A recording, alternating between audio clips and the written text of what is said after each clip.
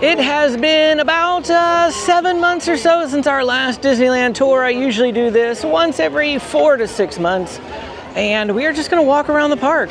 I know that you guys like that. You guys just love walking around the park. A walk and talk video. And the last little angle that I had in our tour was a first-timers tour, pointing out absolutely everything. It ended up being like a 2.5 hour long video.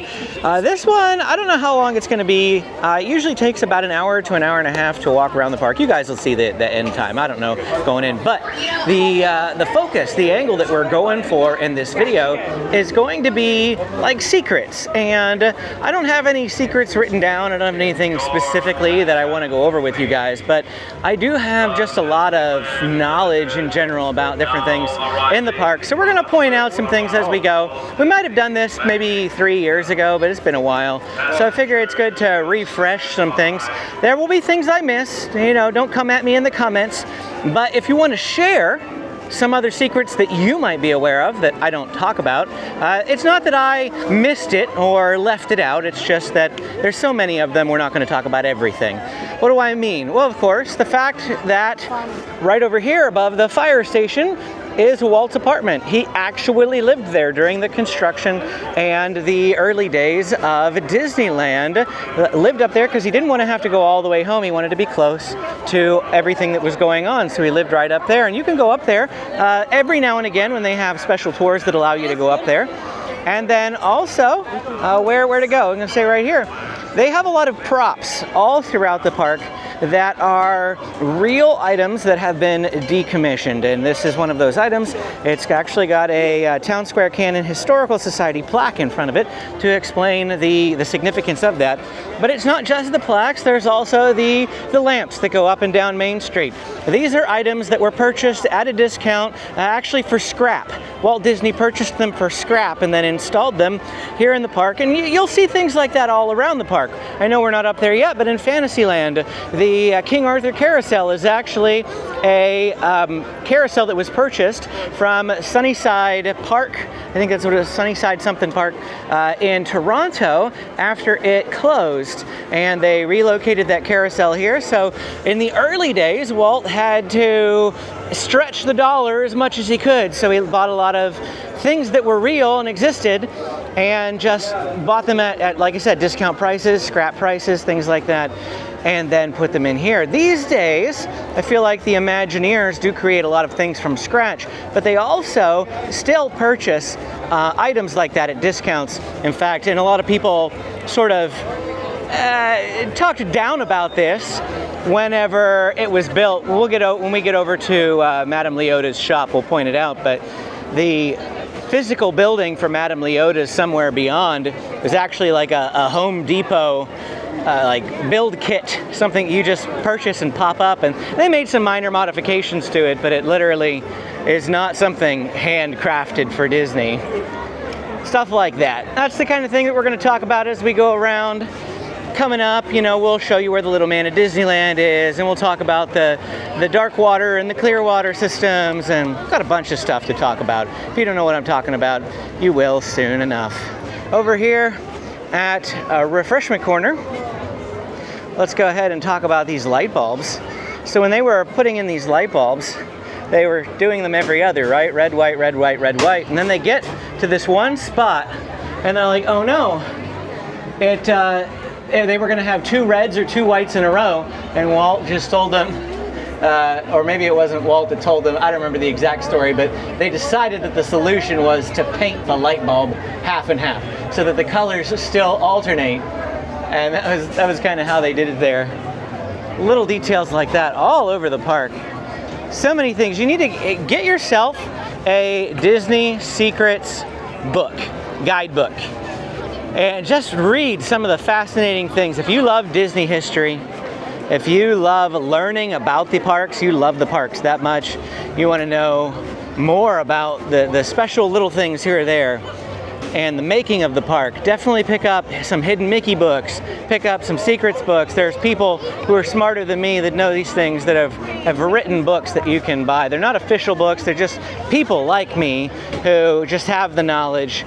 Yeah, maybe ex-Imagineers. Some of them might be written by those types of people, but buy those books. They're fascinating, especially from a history standpoint. So we are going over off to the left, as we tend to do, starting at Adventureland. We have Jolly Holiday Bakery Cafe, obviously named, maybe not obviously, I didn't know it was obvious for the first little bit, so I should probably mention it. Jolly Holiday, it's a jolly holiday with Mary. So it's Mary Poppins themed, yes, Mary Poppins. I don't know when I really realized that, but maybe some of you haven't realized that yet. That's what Jolly Holiday is for. Enchanted Tiki Room, the first audio animatronic in the world, was built in the Tiki Room there. Walt Disney is the creator of the audio animatronic. Walt Disney's Enchanted Tiki Room is also the first building at Disneyland to have gotten air conditioning. The air conditioning was not for the guests' sake, but for all the equipment. Running those audio animatronics caused a lot of heat production, and to prevent the audio animatronics from burning up and frying their technology, got air conditioning in that building to cool it down. As you can see, Jungle Cruise is still down for construction as of the time of this filming. Today is Tuesday, April 14th, and we have a tropical hideaway. I want to get some Dole Whips down there. I love this place. All the tiki torches. Oh, do I love that. Adventureland Bazaar, off to our right. Gift shop. I may not always talk in this one if I don't have something specific to talk about. This is a walk and talk, so there is talking, right? But we're also going to operate it more of a let you see the park sort of thing. The goal is for you to see what the crowd levels are like. Today is a, what do you call it? After hours event night? Disney Channel night tonight? Let's see if we can get to the Little Man of Disneyland. There's some people right in front of the tree. Let's see if we can do it. Right over here, towards the entrance to Indiana Jones. If you look over here, here is Patrick Bagora's house. They decorate the house for Christmas. It's got like a little wreath on it. Come over here at Christmas time and check it out. You can also buy the Golden Book, The Little Man of Disneyland, and read all about Patrick Bagora. And that's his house.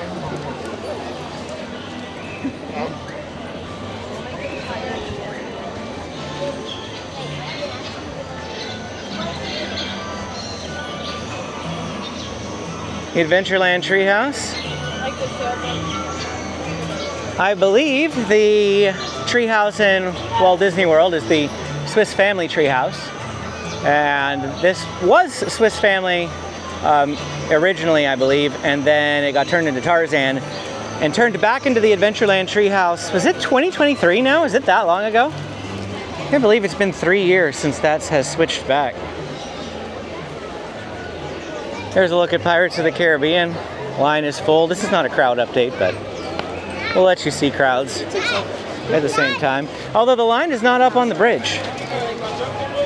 Now somewhere, I don't know if I can see it from this angle, but you should be able to see the mast of a ship somewhere back there on the roof. I think we're at the wrong angle for it. We're definitely at the wrong angle for it. We might be able to see it when we go through Frontierland. If I remember, I'll try to point it out, but you can keep an eye out for that if you come. We're gonna walk back here and show you the entrance to Club 33. If you've never heard of Club 33, it's an exclusive club that costs thousands of dollars every year to maintain membership. And it's invite only. I think it's invite. I mean, maybe you can apply, but it's very prestigious. There's a pretty stringent application process and approval process. But even if you're not a Club 33 member, you can still go into Club 33 with a member or with somebody who knows a member that is able to get them a reservation. So the door is right here. Club 33. You push that little doorbell. There's a doorbell right over there. If you were to push that little doorbell, they would ask for your name and if you have a reservation. And if you do, you can go in there. If not, they're not going to let you in. It's so prestigious that they don't let you take video footage in there. They do let you take photos. I have a whole video on the entire experience if you'd love to check it out. Lots of photos, but no video and no photos of the other guests. So I had to, just photos of the decor and the food and stuff like that. And then you're also able to purchase exclusive merchandise in there, which I did. I got a toiletry bag, which I use all the time and I love it. So that was Club 33. Over here is Tiana's Palace. And you might recall that if you watched my cruise videos, they have a restaurant on the cruise ships called Tiana's Place. Why is this one Tiana's Palace and that one is Tiana's Place? Tiana's Place is what she wants to call her restaurant originally in the movie. That's the, when she's planning on building her own restaurant, making her own restaurant, it's Tiana's Place. After she becomes a princess, it gets changed to Tiana's Palace. So Disney has something honoring both places. Tiana's Palace here at Disneyland Park and Tiana's Place on the Disney cruise ships. Specifically the Wonder, it's the only cruise ship I've been on, but Tiana's Place might be on some others, I don't know. I know that they will sometimes repeat the restaurants. But here's Haunted Mansion, entrance to Haunted Mansion. A lot of people over here. The wait times didn't look all that bad when I was looking at wait times. The wait times were only posted at like 10 to 30 minutes for most of these rides. There's a lot of people in the walkway for how low the wait times were. I was going to do a crowd update today. I thought about doing a crowd update instead. But then I remembered it was an after hours event and I didn't want to show you, do a crowd update talking about wait times and things when I didn't know if this was actually what you would experience or if it's just low because the park closes at 8 p.m. tonight. We're coming down here real quick because I got something I want to talk about. So we didn't do the crowd update. Obviously you can still see the walkways and the crowds, but we're not really talking about ride wait times. Though they do seem low, and that could just be because of the after hours events. But I wanted to point this out. So Sailing Ship Columbia is currently in Fowler's Harbor here, but this is actually can be a dry dock. What does that mean? It means that they can close this area right here and they can drain it. And when they drain it, they're able to do repairs to the bottom portion of the boat there in the dry dock. And they can bring Mark Twain Riverboat over here as well and put it in dry dock. So this is a dry dock. And when this was being built, Admiral Fowler, Jim Fowler, who insisted upon having this put here, said we need a dry dock. And Walt called it Fowler's Ditch because Walt didn't want the big giant hole here, but of course, the Admiral Fowler, he knew that you needed one, so it got nicknamed Fowler's Ditch. And I don't know that I'm going to be editing this video all that closely, so if it sounds like I'm thinking, it is because I am thinking. That's what the pause is for. And if I repeat myself a little bit, it's still me thinking. Okay, so here is Madame Leota's Somewhere Beyond. See this building? You can actually find this, it's like a shed that you can put in your backyard, basically. Obviously, they added the accents and the colors and that sort of thing, but the actual shape of the building is a prefab building that at least when it was made, you could purchase it. I don't know if it's still for sale, but that's a prefab building. Now we're gonna move over here to Bayou Country. I really think, this came up in one of my other recent videos, I really think that they should have just kept the name Critter Country. Winnie the Pooh in Critter Country makes more sense. Hungry Bear in Critter Country makes more sense than those two things in Bayou Country. And Tiana's Bayou Adventure has plenty of critters in it. Plenty of critters. Frogs and fireflies and alligators. Got plenty of critters. Crocodiles, I don't know. Alligators, right? Alligators. Pretty sure Lewis is an alligator. But they changed it to Bayou country. I don't know how I feel about that. They could have left this critter country and just put Tiana's Bayou Adventure in New Orleans Square even. I don't know why they did what they did.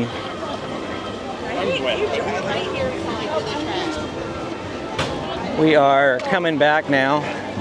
This is a dead-end street. So when we get down to the end, we're gonna have to turn the camera off and turn around again. But walking by Winnie the Pooh, only a 10-minute wait. 35 for Tiana's Bayou Adventure to our left. It's 75 degrees, so it's not like terribly hot, but it's still warm enough. I think it's warm enough for Tiana's Bayou Adventure.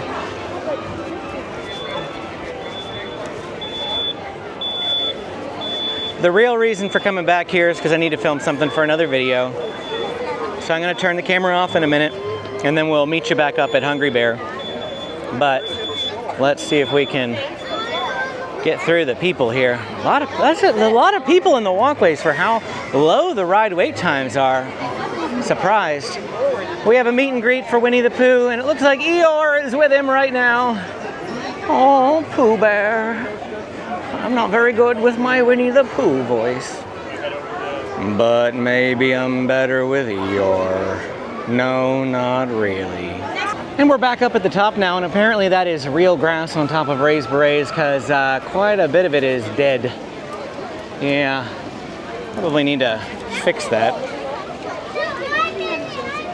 But let's continue on. Hungry Bear Barbecue Jamboree. I thought the idea when they said that they were putting this in over just Hungry Bear Restaurant, they were changing it to Hungry Bear Barbecue Jamboree, specifically the Jamboree part. I thought they were going to have something to do with the Country Bears here. Maybe Country Bears music or some sort of Country Bears themed like show, or maybe even the menu Country Bear themed. But it's not. It absolutely has not. But I thought they said that when they announced it, that it was going to be specifically centered around like a music sort of thing. And now it's really no different than it was, except for that it serves barbecue. I mean, you could have kept it as Hungry Bear Restaurant, just changed the menu. I don't know what the purpose of the re-theme was, if all they did was change the menu. But anyway, we're working our way towards Star Wars Galaxy's Edge now. When I looked before I got into the park, Rise of the Resistance was only a 45-minute wait at 3 o'clock in the afternoon, which is really low for it being April 14th, did I say? Usually spring break runs around, the 15th of March to the 15th of April. So we could still have some spring break stragglers here. But it's also possible that they went back to school yesterday, the 13th, Monday the 13th. Today's Tuesday.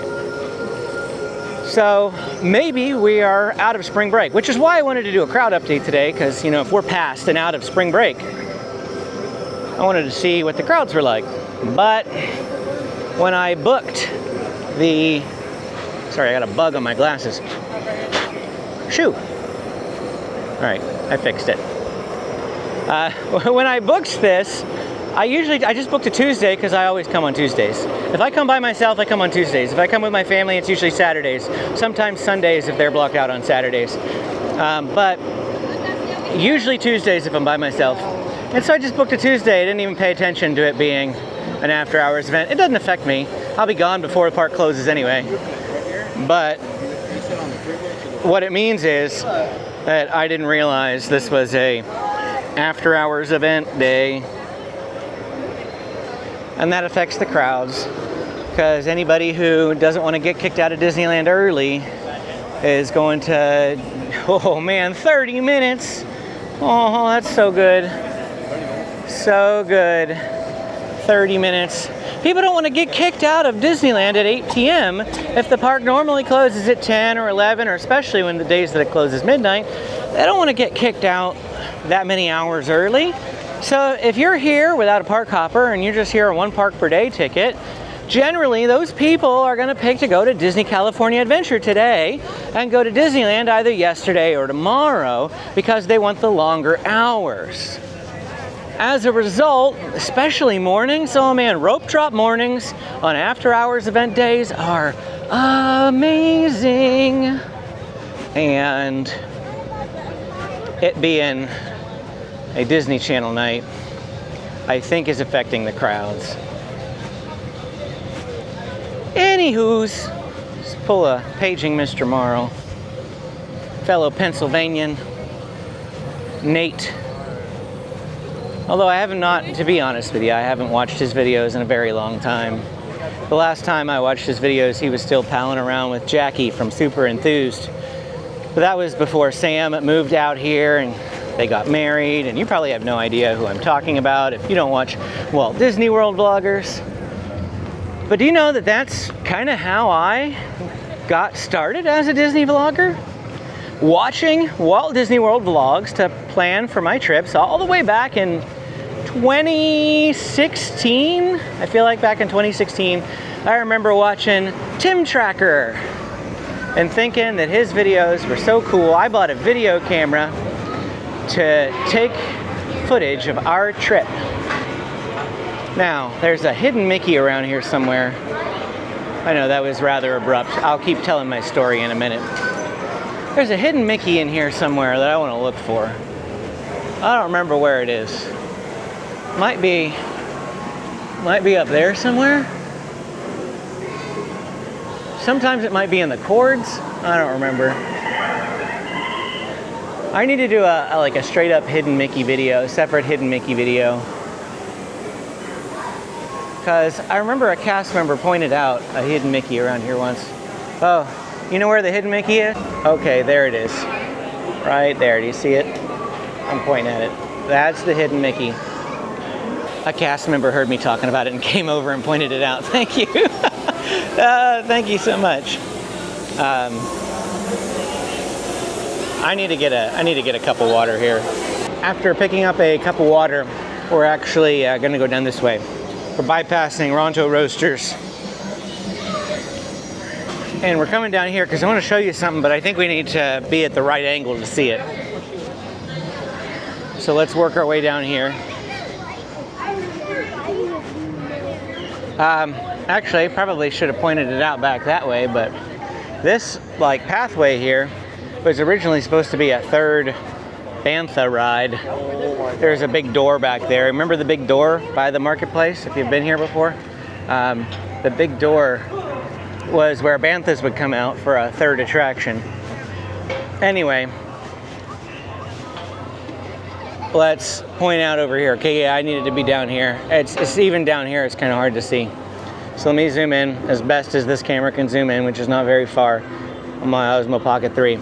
Do you see up here the numbers? It says 77, and then you can't see the middle one, and the far one says 83. The middle one is 80, 77, 80, 83. Anyone got any guess as to what that is? I'll give you a second. All right, that is the years that the original Star Wars trilogy was made. 1977, 1980, and 1983. The years they came out, the years they released.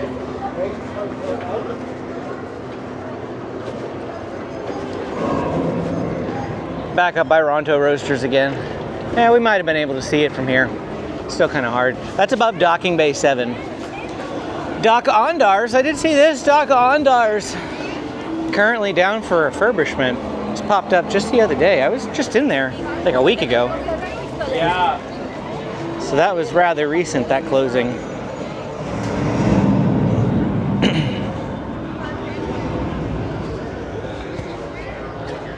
And then the coolest wish fulfillment that ever happened at Disney parks, the ability to pilot the Millennium Falcon. You can debate whether or not you feel like they actually accomplished their goal or not. But we are getting new missions on May 22nd, so those of you who think it's boring, you may yet have an opportunity to change your mind if, you know, it goes the way of Star Tours and has the ability to cycle through different aspects of missions. So then over here, this is a little secret at Oga's Cantina.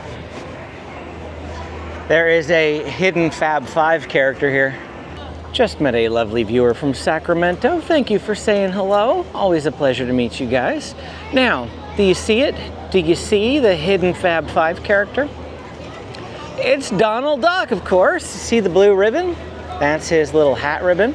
We have the circles, his eyes, and then above Oga's Cantina here is the bill.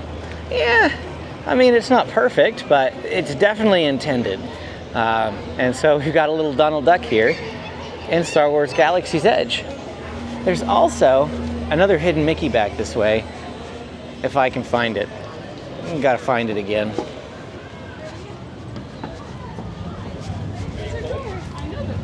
If I remember right, the polystarch puff bread is back over here at the milk stand.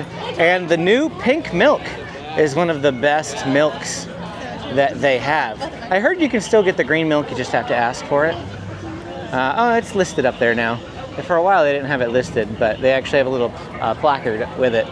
Anyway, let's see if I can find the hidden Mickey. I think it's up here in the cord, and you have to like look at it from a certain angle.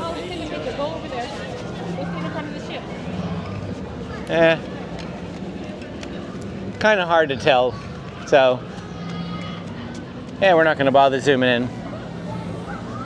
But we are going to go this way, backtrack a little bit, because we need to go into Frontierland next in our tour. Trying to keep the camera on as much as possible. For those of you who've never been to Disneyland, and maybe this is the first tour that you've ever seen of mine, I have a bunch of them on the channel with a bunch of different information.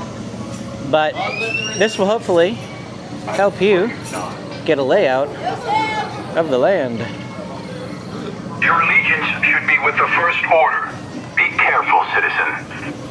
Little stormtrooper.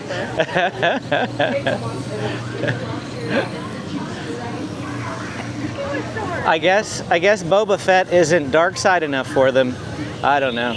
That's what I'm wearing today. I didn't know what to say to him though. He was implying the First Order because Boba Fett is the original trilogy era, I assume, is why he was saying that. Or he thought this was a Mandalorian shirt. Not sure.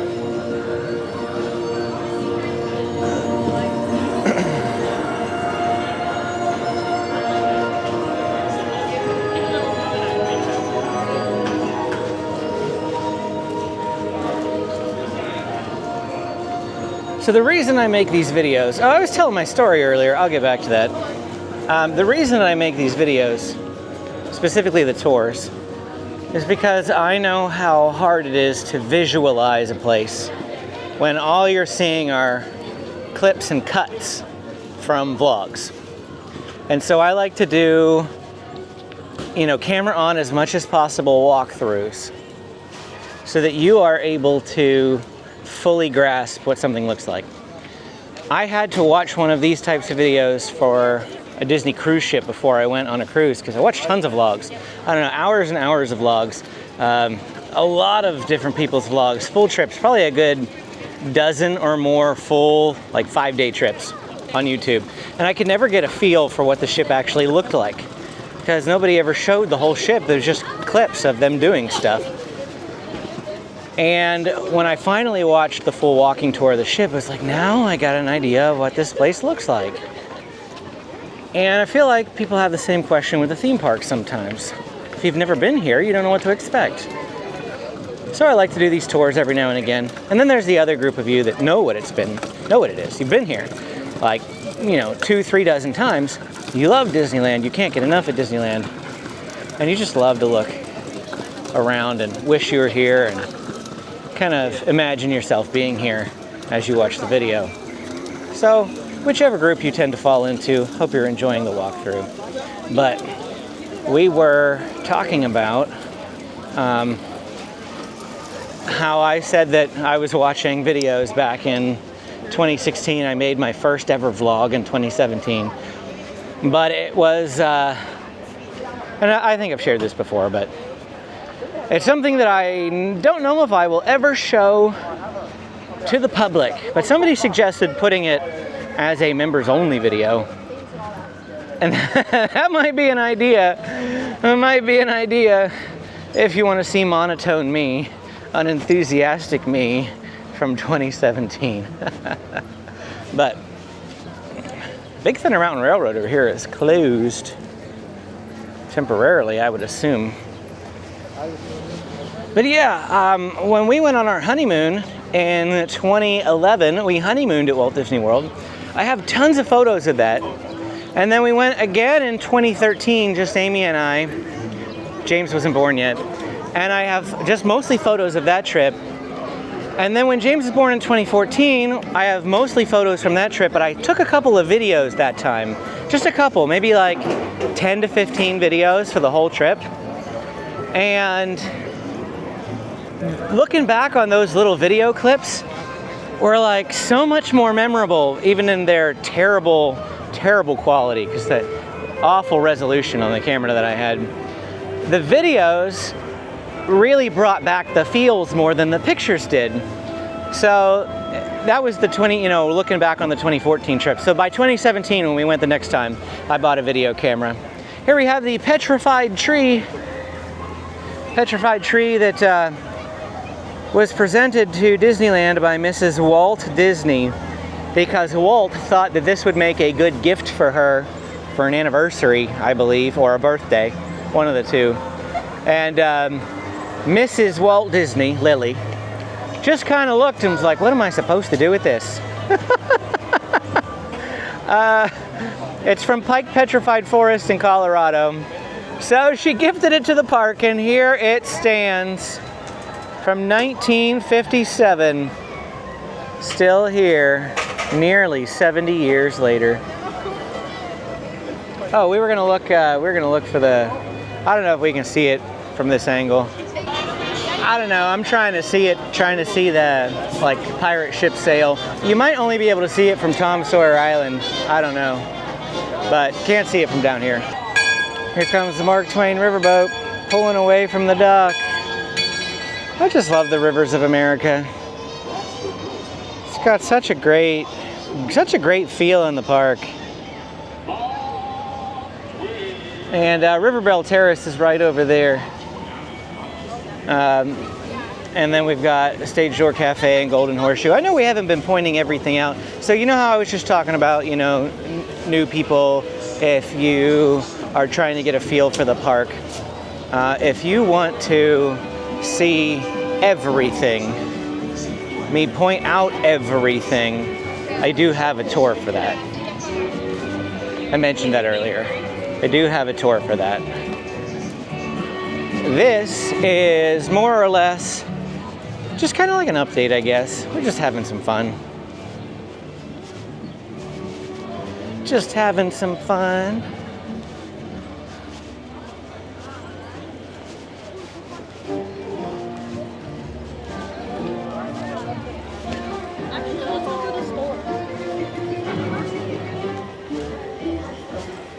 Dun dun dun dun dun dun dun dun dun.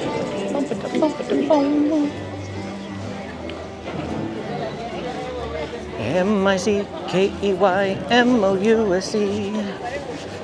I could just hang out here all day and just listen to the music loop and people watch. Maybe that's what this video is. It's people watching. Kind of, I guess, what live streamers do, but I won't ever live stream in the park. I don't think I would ever live stream in the park. Just don't like that.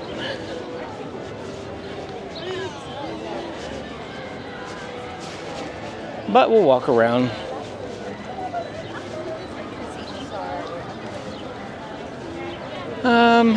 Trying to think of some secrets. Got one up here. Sorta. It's in plain sight. I just don't know if anyone ever actually looks down. Did you know about this? Do you know what's here? Yep, it's the Disneyland 40th anniversary time castle. Not a time capsule, the time castle.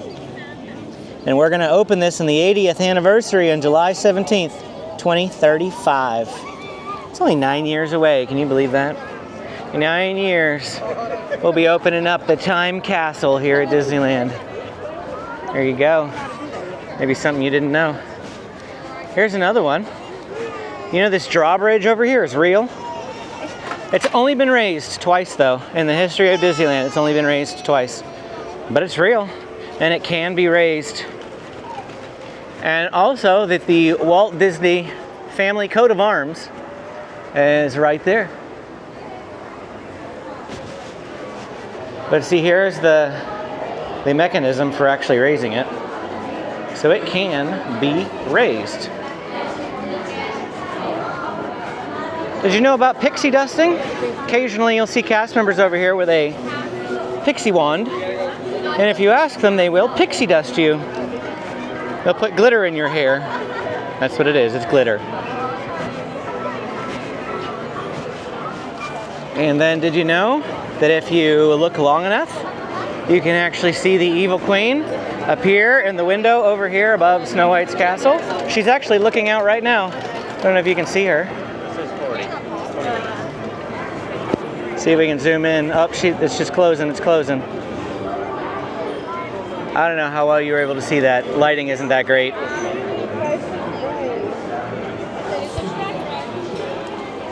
But she does peek out from time to time. Also, the sword and the stone can be pulled out if there's a cast member to do it. Cast member has to be there.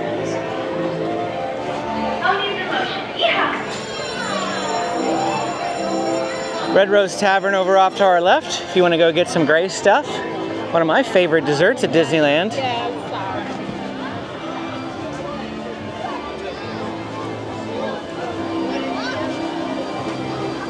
Walking through Fantasyland here, we just walked past Casey Jr. Circus Train, and now we're walking past Dumbo in the carousel.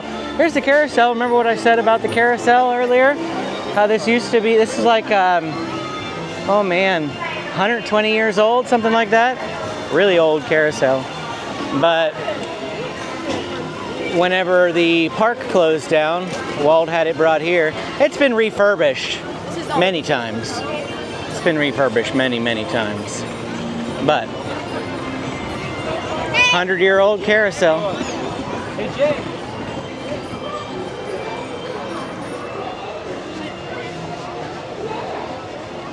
Mad Tea Party to our right, and Storybook Land canal boats to our left as I turn around here.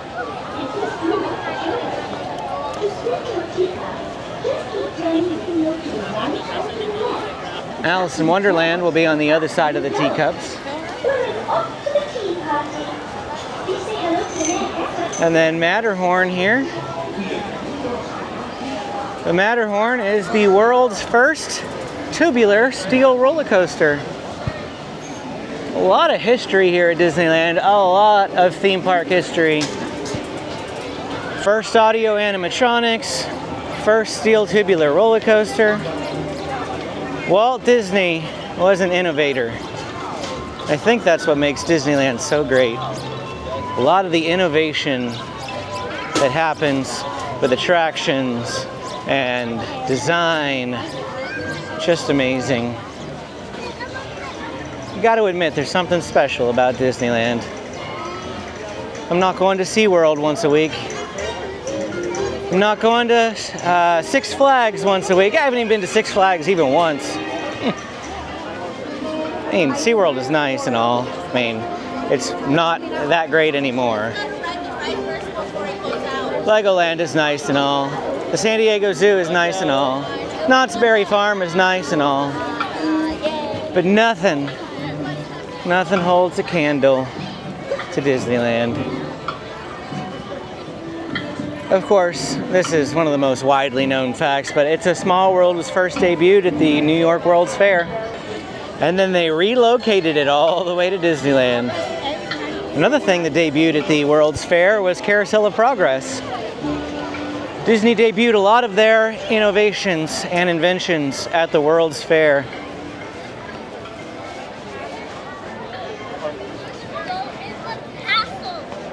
We have Bluey over here now.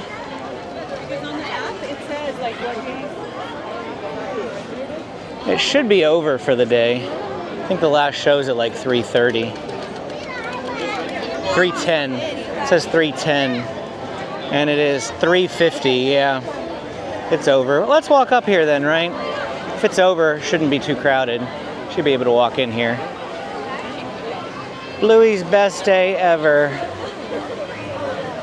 Showtimes today look a little different. 1:50, 3:10. Feel like it was... Maybe it's the same every day. And I'm just misremembering.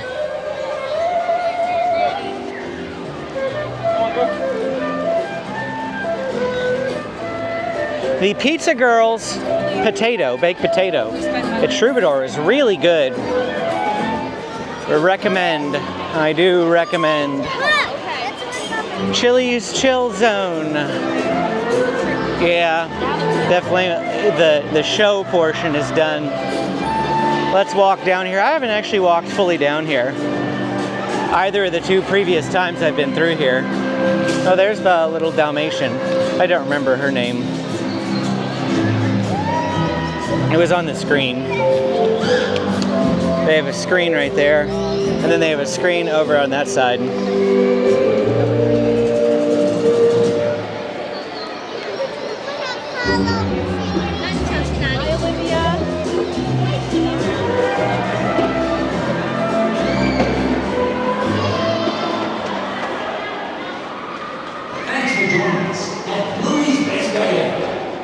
Oh, what's this? Little boat racing, but on wheels. That's cool. I didn't even know that was there.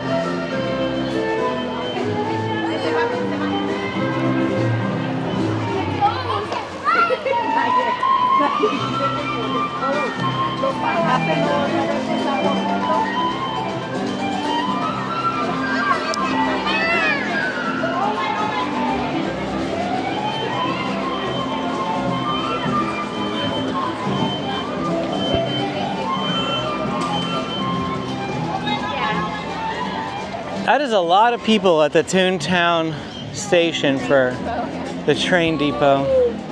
I would not recommend getting on at this station. The fewest people get off here, so there's the fewest amount of spots to be taken here. It's probably people getting out of the show, and then they're just wanting to go back to the front of the park, so they want to take the train, but it's a lot of people.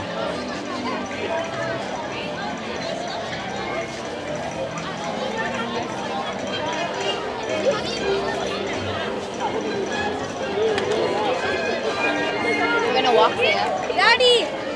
Let's go to Mickey's Toontown now.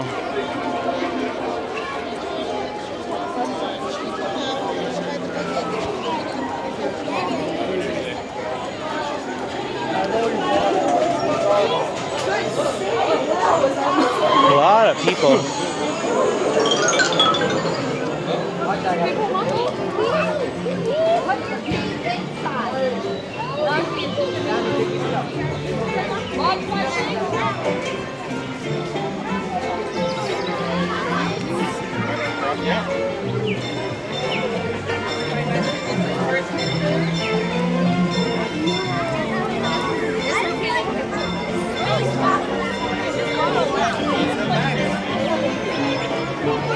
Roger Rabbit's Cartoon Spin currently temporarily closed for refurbishment. Mickey and Minnie's Runaway Railway over here, posted at a 25-minute wait. Pretty low.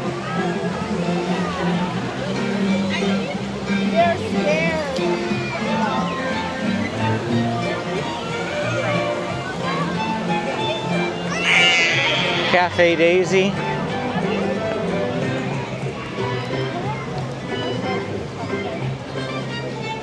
No, I feel like the whole picnic blanket thing has gone by the wayside.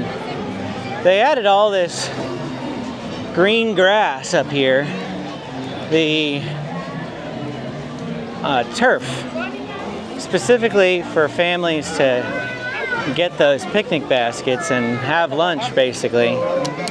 And then nobody really uses them for that. I mean, there's people sitting down there. Actually, some people right there with a blanket.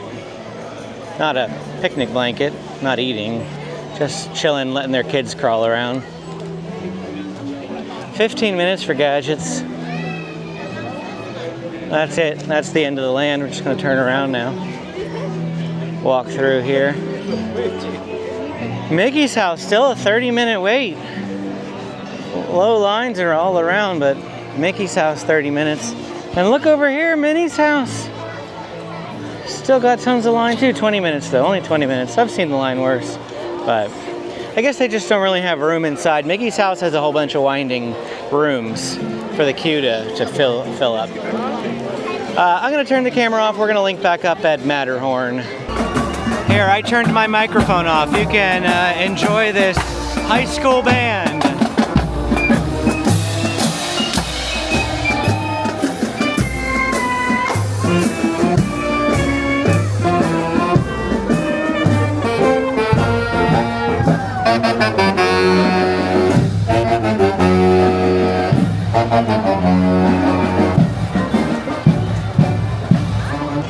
All right, microphone's back on now.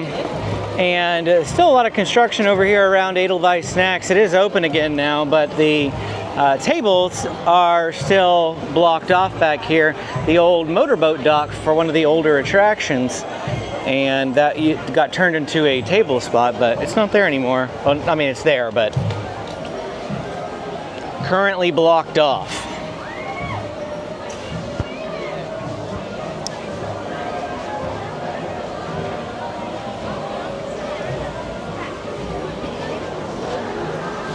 As we approach Autopia over here up off to the left, I'm reminded that they said we were going to have electric vehicles by 2026, by the end of 2026 anyway.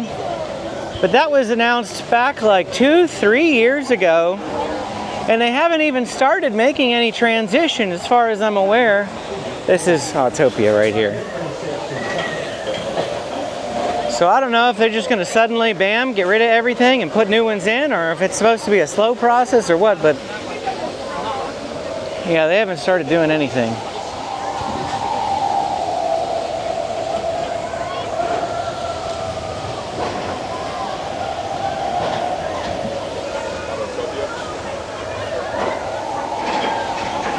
Now, if I could, maybe I can zoom in here on my phone, show you some printing over there. So if you look across the lagoon here and you zoom in real close on your phone, you'll see this TL59 signage. You can't see it from the other side. You have to look at it from over here. TL59 is Tomorrowland 1959, for when this submarine voyage was originally put in. That's the building date or the opening year for this, not Finding Nemo, but the original of the ride.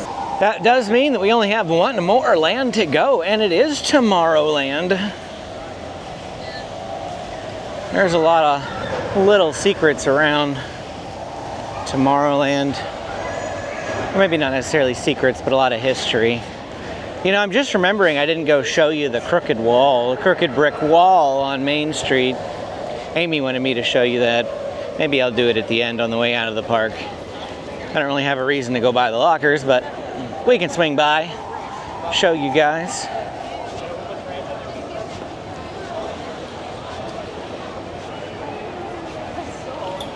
Galactic Grill over off to our right.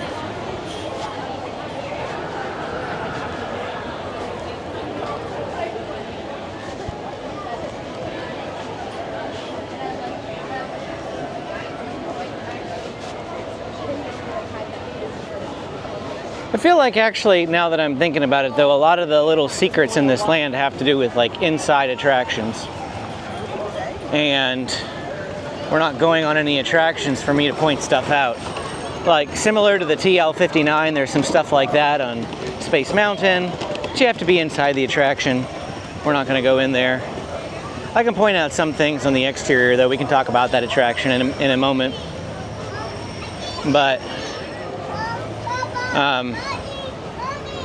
the entrance to the Tomorrowland, or not Tomorrowland, well, yeah, Tomorrowland station of the Disneyland Railroad is back that way. I can see it just arriving right now, back by the entrance to Autopia, a little bit further beyond that. Where is it? Oh, yeah, right up there. We still have some old track for the old People Mover and Rocket Rods. Since they turned People Mover into Rocket Rods, they can't put People Mover back, and that pillar, like the track for it, isn't up to code. They'd have to majorly redo everything. As much as I would love the People Mover brought back, they can't. And then, of course, we used to have Astro Orbiter up here. They moved it down front, but Astro Orbiter used to be up here. The one at Disney World is still up there. I believe it had something to do with sinking, like the building sinking. But Space Mountain over there, so I think the attraction only goes like 30, 35 mile an hour, but it feels faster because they're blowing air on you. It makes it feel like, you know, the wind is whipping by you. You'd have to kind of be riding it to even get a feel for it, but that's one of the secrets with Space Mountain, is that you're moving slower than you think you are. I took a brief break up into the DVC lounge, and now I am ready to continue going on here. I realized when I was up in the lounge we never talked about the dark water system. I'll mention that when we get out to the hub, because there's some out there that I can point out. But over here, and this isn't unique to Disneyland, but anytime you see one of these little balls, did you know that there's enough pressure under there to like shoot like 200, maybe not 200, maybe like 120 feet into the air, something like that. And it's because that's a very heavy ball. And obviously there's enough water pressure up underneath there to make it so that the ball isn't sitting on the base. That's why it can rotate. So the water pressure under there, if you were to remove it, would shoot up like a fire hydrant, straight up into the air. Super fun little fact about that area. As we come around here, we are going to see more of the People Mover Rocket Rods track that goes through the center of Tomorrowland here. I really do wish that they would bring that back, no matter what they have to do.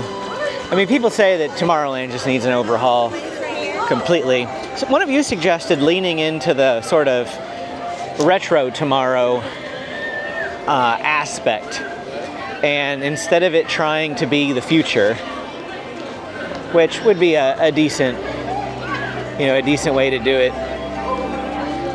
Obviously, Buzz Lightyear Astro Blaster's over here, currently down for refurbishment as well, construction walls. But I need to swing by Little Green Store Command for a moment. It's still open, despite the closure. I'm gonna pop in here for a second. I just bought the Toy Story Midway Mania Roosevelts. If you don't know what I'm talking about, watch my merch guides. If you don't want to watch the merch guides, you can wait for a future video. I'm sure I'll be wearing it. Star Tours over there off to the left. And the final ride, for pointing out, Astro Orbiter, 15 minutes. Star Tours is only a 5-minute wait. Can you believe that? 5 minutes. Crazy. We have to get out here. We'll talk about some things. There are just so many more things that we could have covered. I didn't even think about pointing out the fact that the Jeep or like vehicle outside Indiana Jones is an actual movie prop. There's so many stuff like that. I think that they have another movie prop inside Star Trader. I feel like there's an X-Wing movie prop in there that's hanging out in the gift shop in Tomorrowland. So this is just a bunch of stuff. So much stuff. So over here, this is dark water. You can tell it's dark water because, well, you can't see the bottom, right? It's like a murky, sort of brownish green color. And the dark water system, every body of dark water around the park is connected. into one large system. So this is connected with the Rivers of America, it's connected with Jungle Cruise, and other parts around the park. The motorboat dock up by Edelweiss Snacks, they're all connected via underground waterways.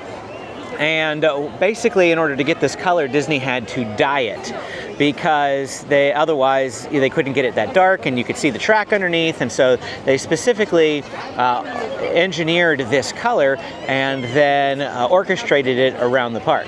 But there are other bodies of water around the park that are not connected with the dark water system. We're talking about rides like It's a Small World. That ride has clear water, and so it is not connected with the dark water system, but all the dark water around the park runs into a single body of water system that is underneath the park. So that's a pretty cool fact. Probably also be great to talk about the weenie, the Disney weenie. A weenie is a viewpoint. So if you look through the castle, you can see straight up to King Arthur Carousel, and that is a weenie looking into the land. If we come over here to Frontierland, you'll be able to see the same thing.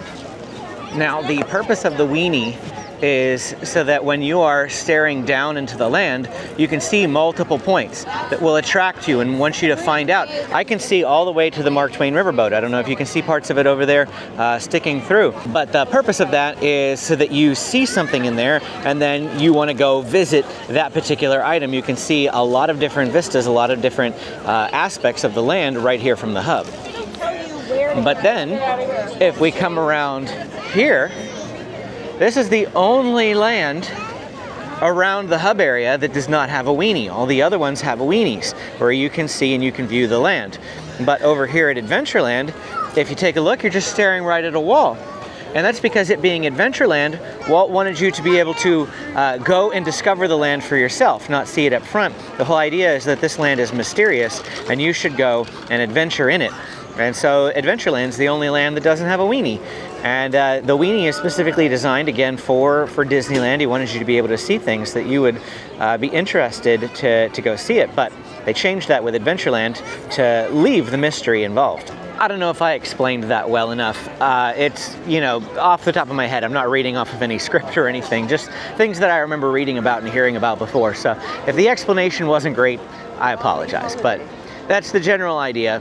I'm gonna go get some dinner now and then head out. So we're just gonna go ahead and end this video. Just do it right now. Put the little thing right here. You can go and click and keep watching my videos. Thanks for watching. If you got questions, I'm always happy to answer them. You can drop them in the comments. And don't forget to hit that like and subscribe button on your way out. Appreciate you. Thank you. We'll see you again next time.